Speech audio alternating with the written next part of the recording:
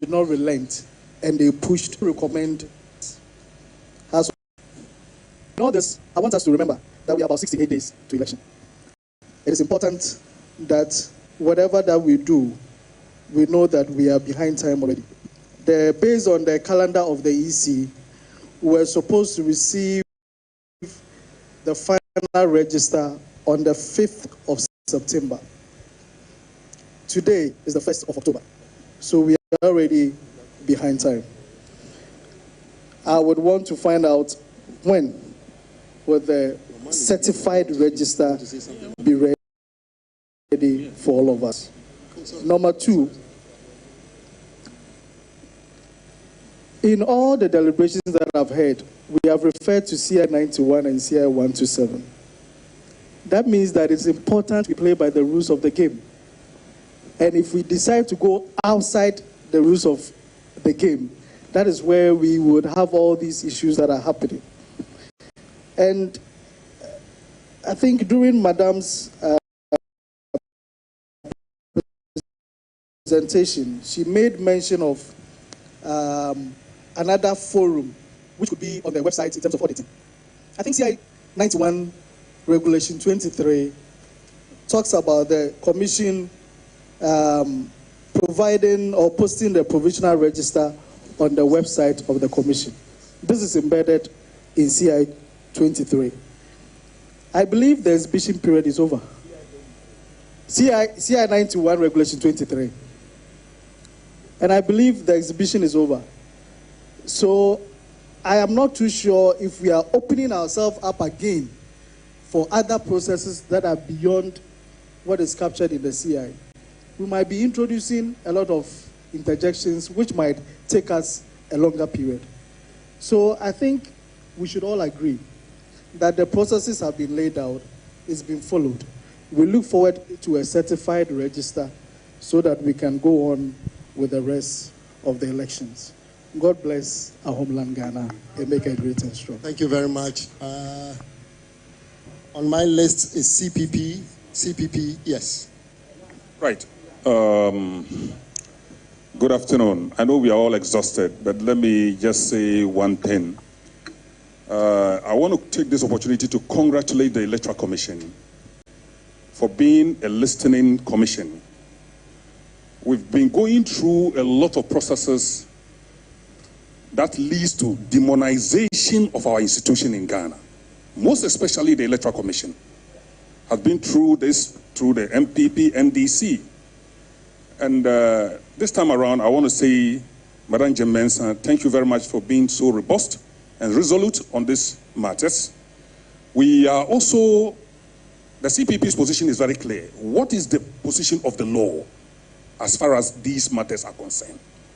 Once the positions of the law is so clear, from the CIs 91 to 126 and all those ones that are spelled out here, we don't need to jump out of the bus when the bus is moving. We need to be very careful. The situation that we find ourselves in this country, it appears to be like every election year, like Ghana is leading towards to an end. And I think this must stop. We must stop this. And also, I would also like to say this to the NDC, that they should take out propaganda out of every argument that they raise. That leads to electrifying the system. The temperature is so high in this country, like my senior brother said, Hassan Ayaraga. Ghana must survive and Ghana must live on beyond elections. And this is what should guide us. I mean, calling for demonstrations against a document that is at the draft stage.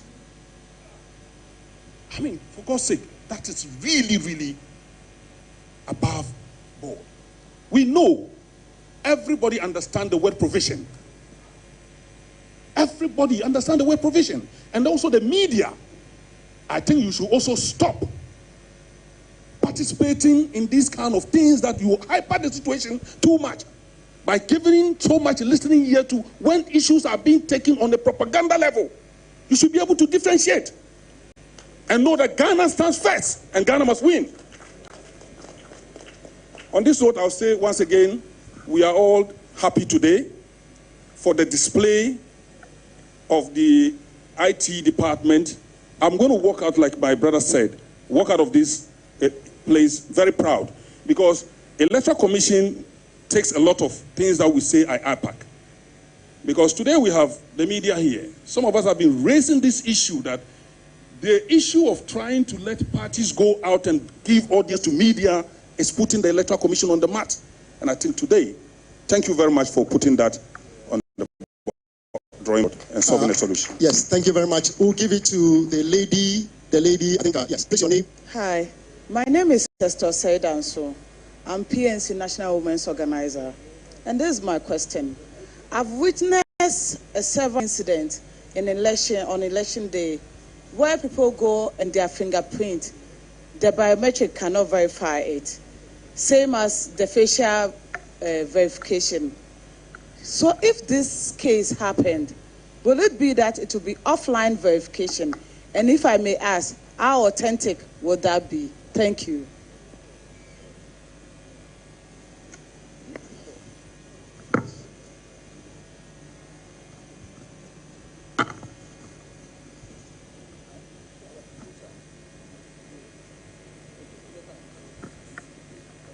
Please, Tanku, Dr. Tanku.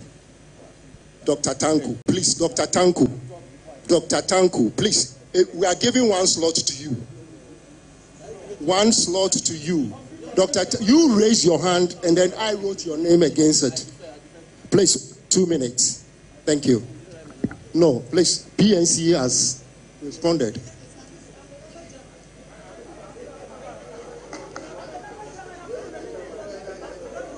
Please, Mr. Dr. Monibuama, please go ahead.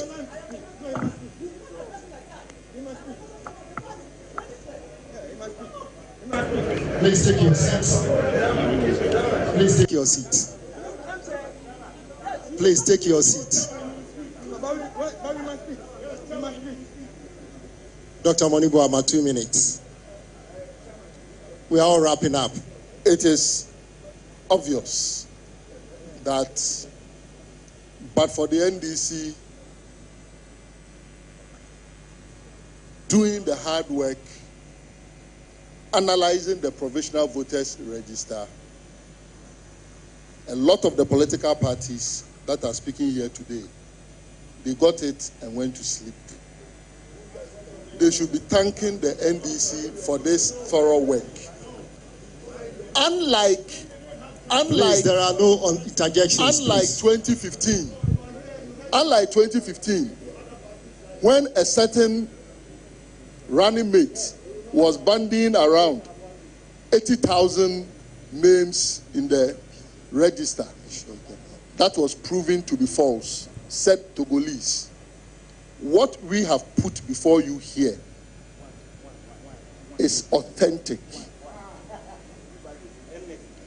We are clear in our minds that the issues that we are dealing with, coupled with the fact that, and the IT person of the EC has confirmed, that the login credentials can even get into the hands of girlfriends and all that. Is that not a key reason why we should be interested in the IT system, particularly as these are the manifestations that we are having? So we have presented our petition to the Electoral Commission as NDC. The petition is clear and obvious that we want a forensic audit of the register and a forensic audit of the IT system that produce these anomalies. What we will do is this afternoon, we are meeting as a party. And the good news is that you hear from us after our meeting. Thank you. Thank you, Dr. Monibuama. We'll conclude with the MPP, and that's it. Please move the mic to the MPP. MPP.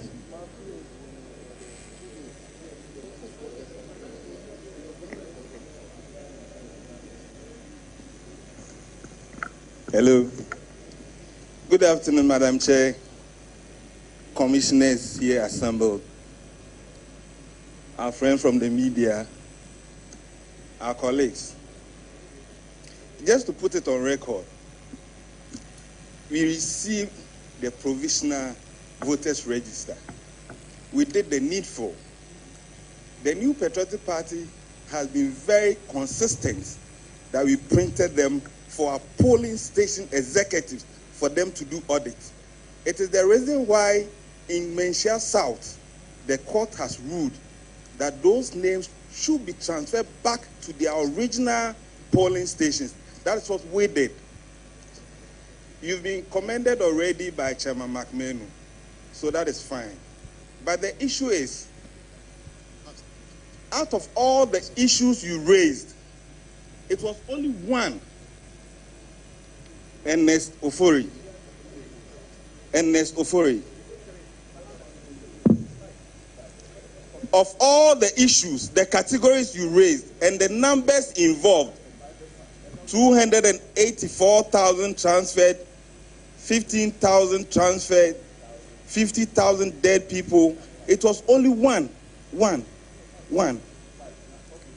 So please, I think today the data has said it all. The data has said it all, to the extent that your methodology has questions.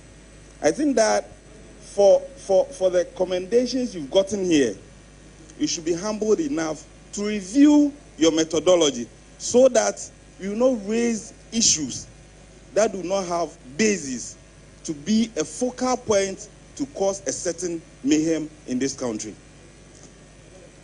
Madam Chair, I heard you in your opening remarks that there are about 40,000 plus polling stations. You want to have specific numbers so that it will help with our planning arrangement towards the D-Day. I also want to bring this to the attention of the IT, that you should still be mindful of people trying to get access into your system so they will hack it. Be mindful of that. Madam Chair, we've observed elections in some other countries. We've been to Kenya, we've been to Nigeria, and few days to elections, these are some of the issues. So I'm happy that today we've had this session, expanded IPAC that is being beamed live for Ghanaians to watch, so we'll be able to compare. I don't think using certain platforms to make issues with that basis should be the order of the day. If not, it doesn't help our cause. And I think for all of us here, we want to have a peaceful elections. And the New Patriotic Party, Mark Manu said it, from 2008, have been championing for credible elections and register. We will not run away from that. But let it be put on record that as much as we support the call for credible register, doesn't mean that we will run away from the CI 126 as amended and 127. We will continue to go by it and will not be detracted by the NDC. Madam Chair, in 2020 elections, in 2 polling stations, one in Ewutu Senior West, one in Boko Central, the EC staff responsible for ballot issuing, for the fact that our presidential candidate then, Nana Addo Dankwa Akufo-Addo, was on the number 1 on the ballot, was torn off. He was torn off. So the ballot papers that were issued did not have him on the ballot. Thankfully, you issue a statement questioning all officers that any ballot that do not have all the 12 candidates on it must be deemed to be invalid and rejected. We want it to be put on record. By God's grace, the New Patriotic Party's presidential candidate is number 1 on the ballot. We don't know what has happened to those people who committed such crime. We don't know. But the New Patriotic Party will not take it anymore. We want everybody serving Ghana at any level to be truthful to himself or herself. the New Patriotic Party will always support.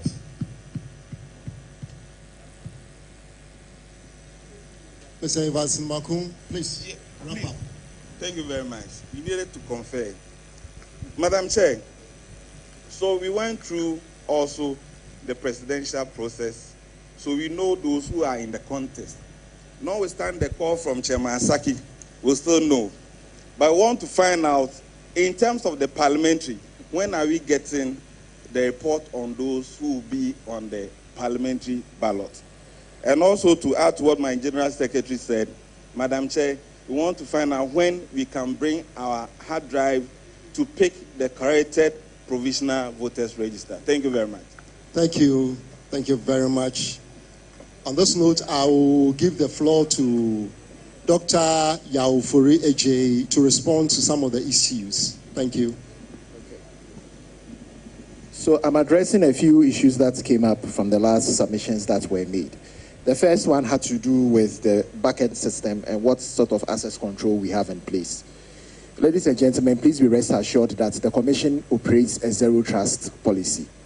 And therefore, by default, we don't trust anybody. Let me finish.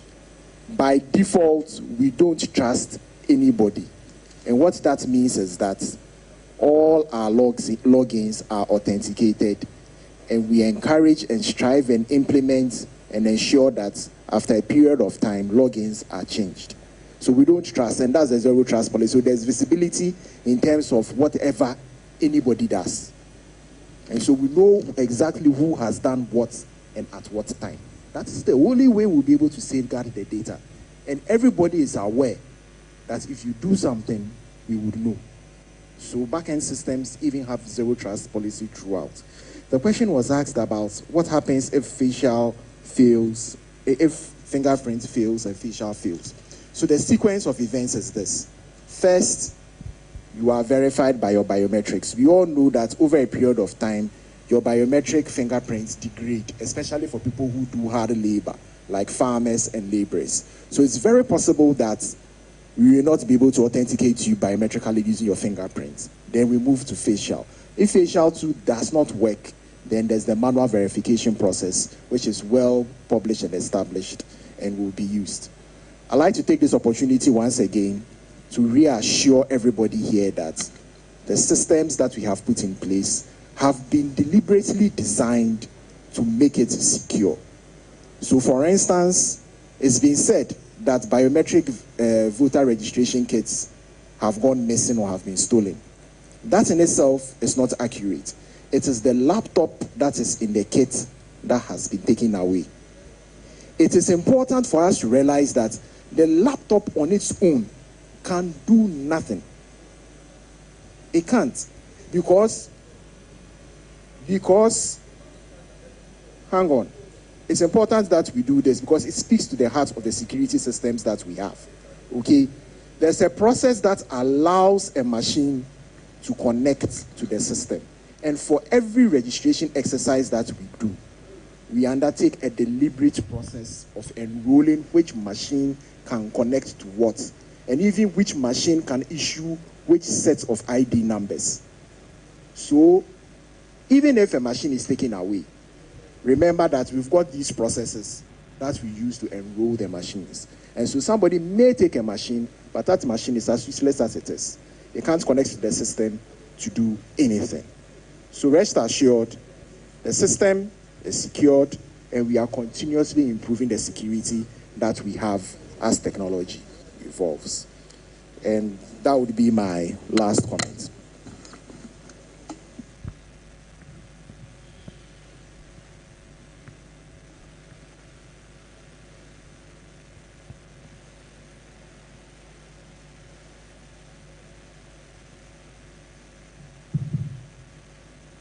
At this point, we'll give the floor to Madam Chair to give us the closing remarks.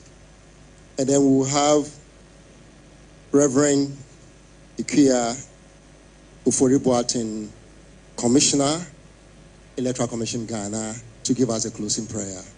Thank you very much. Madam Chair. Thank you very much.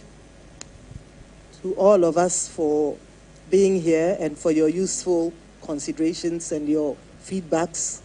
We will definitely take it home and reflect on it. And I believe that quite a number will be used to strengthen our processes.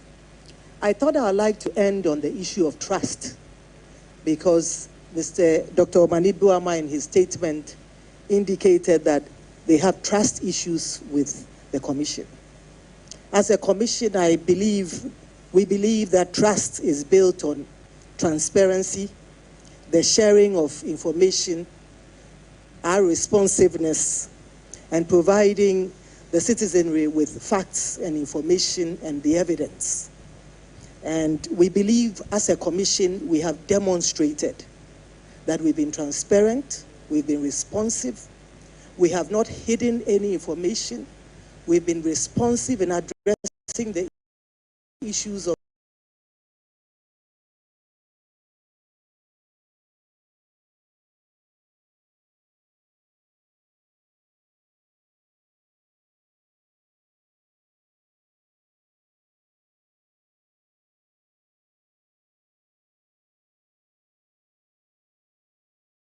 the citizenry in a timely manner, and we've provided them with evidence and facts.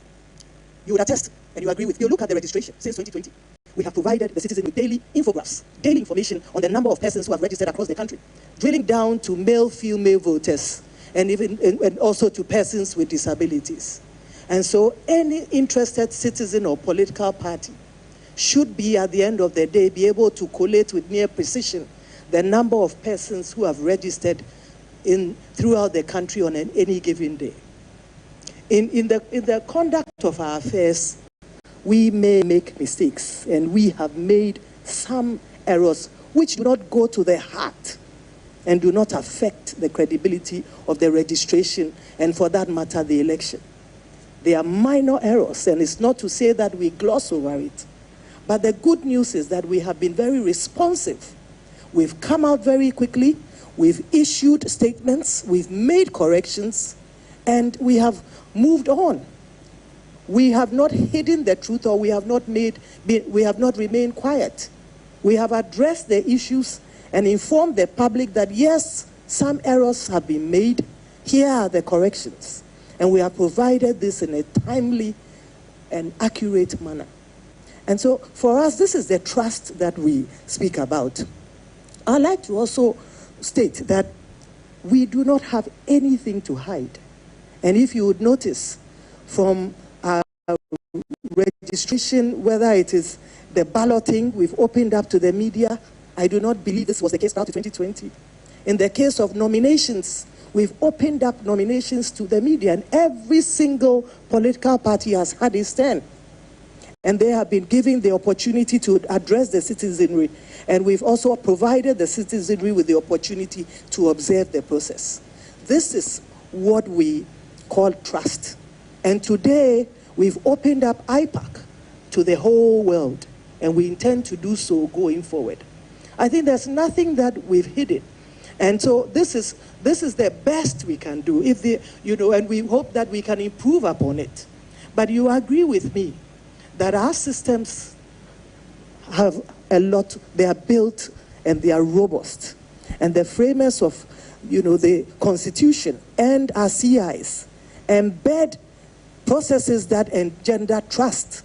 And so right from registration, 21 days before the start of a registration exercise, the political parties are provided, the EC provides the political parties with all the gazetted centers. This is to enable them to prepare their agents and have them observe the registration exercise. And so from day one, if it's for 21 days, party agents are given the free will to observe the registration exercise. The good news is that we embed a high level of transparency in the sense that party agents are provided with a start of day report indicating the number of persons who were registered the day before. And they are also given an end of day report. Again, that has built transparency into the process, and that should engender trust. If parties have any issues with the register, they have the collation. If they notice that in their strongholds, the numbers have dwindled, or they are and that numbers have gone higher in other places, they have the documentation, which is the start of data that the system generates and provides to them. And so the question is, any political party can today, with the start of day and the end of day reports, collate with near precision the number of persons who registered on any given day.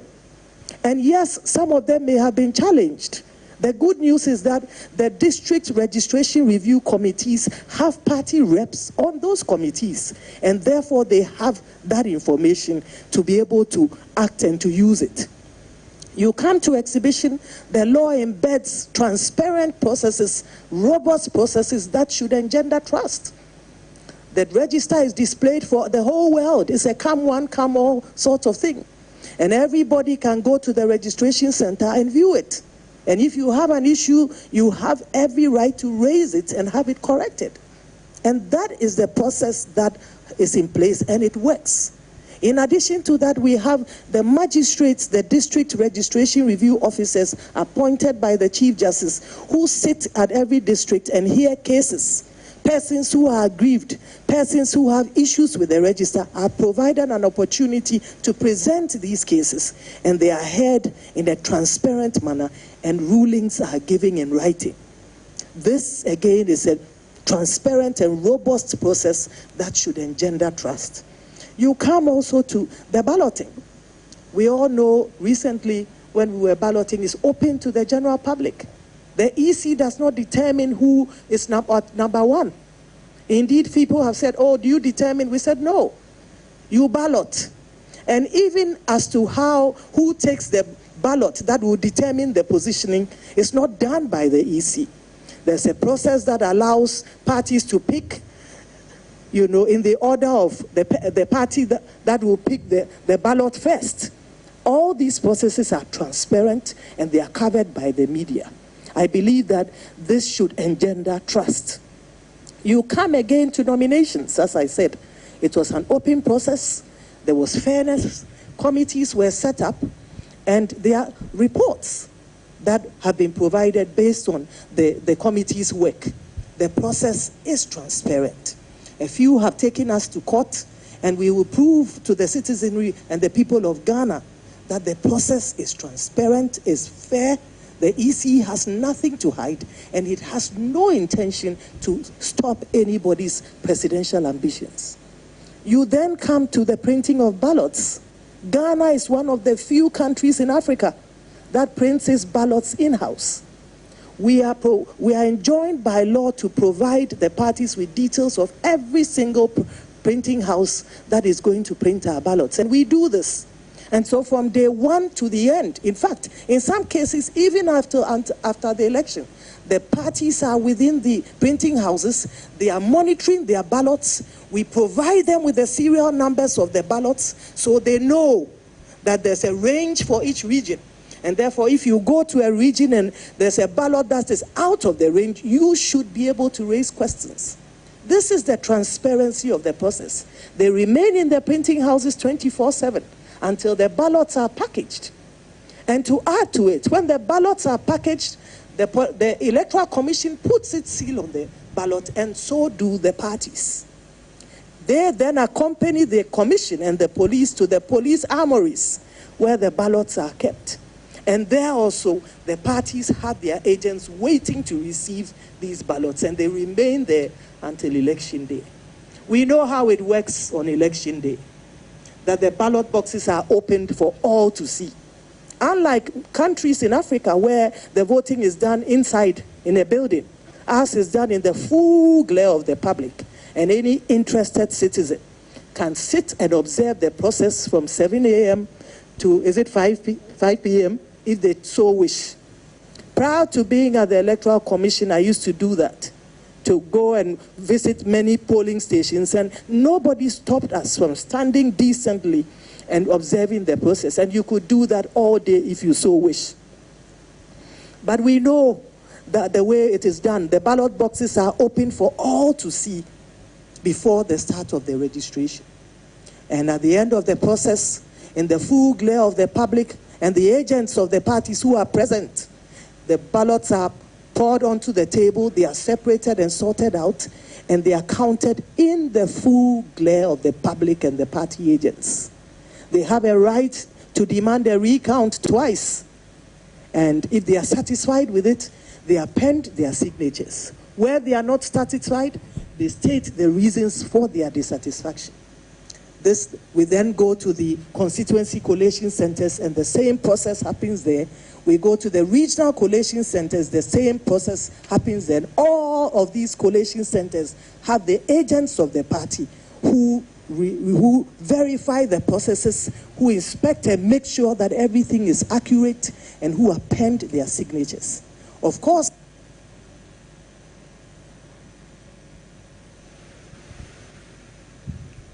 at the polling stations, we all know that when the party agents sign on to the pink sheets, a copy is posted at the polling station. And the beauty of this process is that every media house and every citizen has the right to take photographs of these polling station results, which are the basis of the results. The polling station results are not changed. What we see at the polling stations pasted on the wall forms the basis of the results that the chairperson announces. From the polling station, those results are sent to the constituency collation centers, and the party agents are there. They are satisfied, it is collated, and it is put on the summary sheet and the results collation sheet at the constituency. It is then moved to the regional collation centers. They also collate these things, they are satisfied, they put their signature. So no results emanate from the head office of the Electoral Commission. Everything comes from bottom up. And the good news is that the media are enabled as a result of technology to take pictures of the polling station results across the country. And what we saw in 2020 was about 8 media houses who had the results which were close to that of the Electoral Commission. This is the transparency of our process, and this is what should engender trust. I believe that as a commission, we have gone out of our way to address issues as and when they come, whether from political parties, whether from civil society, whether from stakeholders and the ordinary citizenry. We've addressed them at a forum that we instituted in 2020, the Let the Citizen Know Forum. We commission felt that it was in our interest to demystify the commission and to remove the cloaks of secrecy that had hitherto shrouded our operations. And so today, from A to Z, from registration to the declaration of results, all our processes are open to the public. And that is the beauty of our democracy. And that indeed should engender trust. I'd like to thank all of you for your time here this afternoon. I'd like to thank all of you for your time here this afternoon, and to thank our media partners who continue to work with us and work with us, and who allow us to bring our processes to the doorstep of the citizenry. We look forward to seeing you at the next IPAC meeting, and as mentioned, we would have the media cover all our processes from media IPAC meetings from now on. We should, within the next 2 weeks or so, or earlier, present you with the revised, provisional voters register as indicated, to allow you to review it and to inform us of any discrepancies that you may have. In addition to that, as that goes out, we would also, post, the register online to enable citizens have the opportunity to inform us of their discrepancies and to allow us to correct them. We thank you so much. May God bless our homeland, Ghana, and make our nation great and strong. I also like to thank our development partners and our CSOs. We couldn't have come this far without you. Your input, your feedback, regular input and feedback has been very useful to us. It has helped to strengthen our processes and engender the trust that we seek to put in place. Thank you so much, and God bless you all.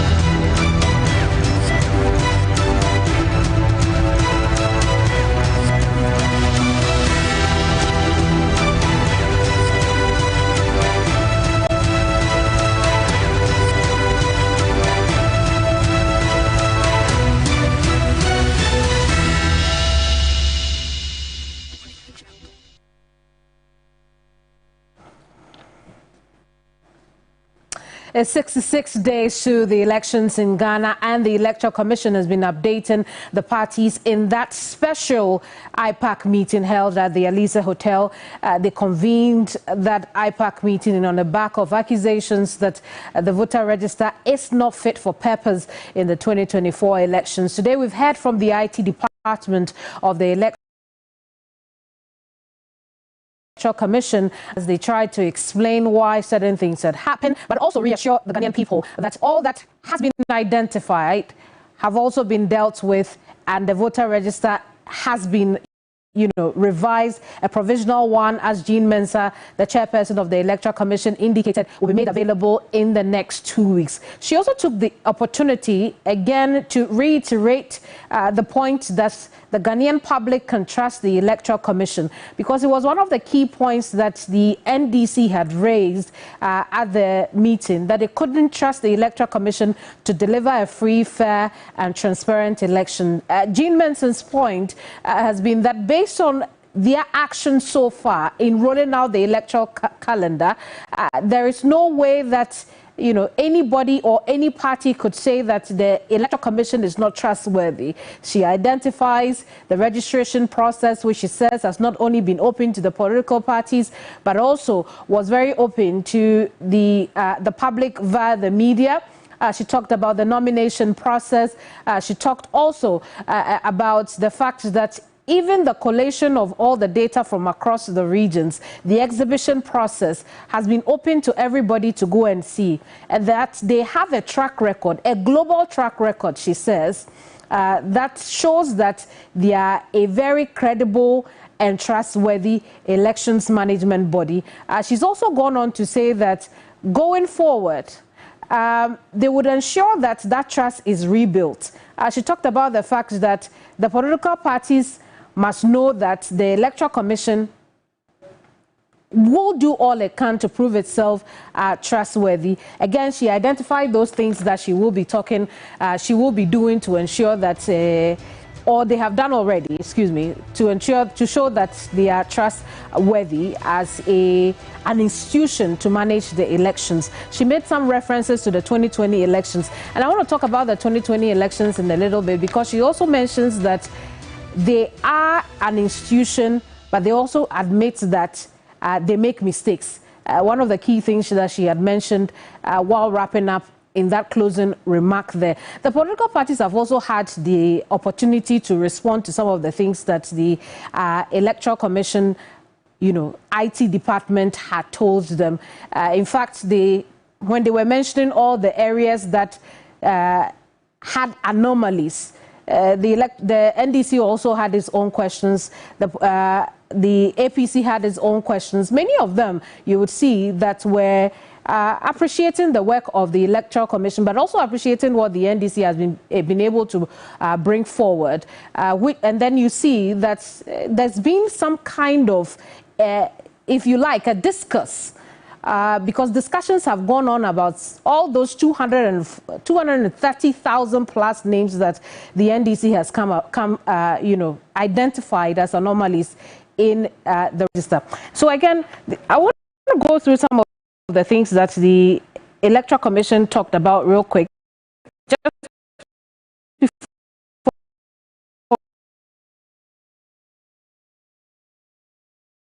we wrap up our coverage here at your Election Command Center. Remember, in 66, the Commission does not plan to subject itself to a forensic audit. What it has said is that it does not need any external assistance to clean the register, because the exhibition exercise by itself is cleansing enough.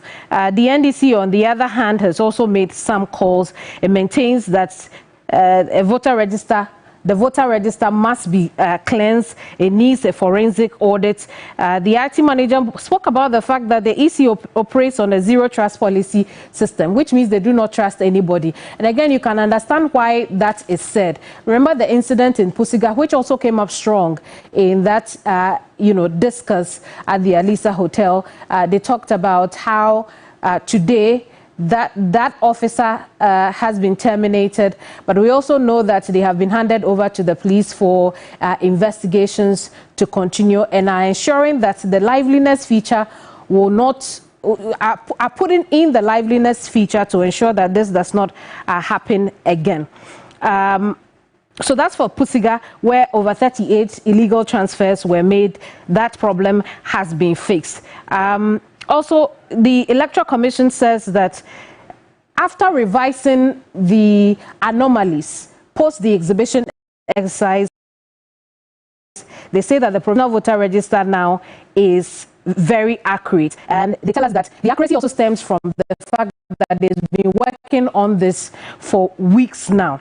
They say in the last few weeks they have devoted their time to cleansing this register.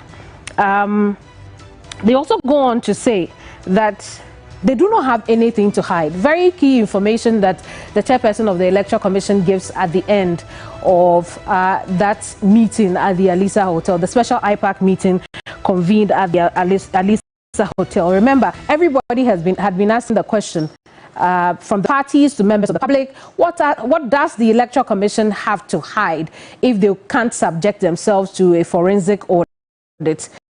And Mensa has answered that question now. She's chairperson of the Electoral Commission. She says nothing to hide. Again, she outlines why that is the case. Also reiterating that they do not need any external assistance. Just a few more and then we'll wrap up. The evening shows will now take on discussions from this. Now, Jean Mensah also says that the EC has operated and been fair, transparent with all the parties from the very beginning. And as I told you, she identifies or indicates that they have been with the political parties throughout the entire electoral calendar, from the registration process up until the exhibition process. They have opened themselves up to the political parties, but also the media as well, by extension, the entire Ghanaian people. So that's it. Obviously, conversations will continue on this later. And we here at your Election Command Center will bring you those conversations. So that's it for this special coverage of the IPAC meeting held between the parties and the Electoral Commission at the Alisa Hotel here in Accra. My name is Kemeni Amano. Do tune in at 7 p.m. for News 360 when we bring you more discussions on this.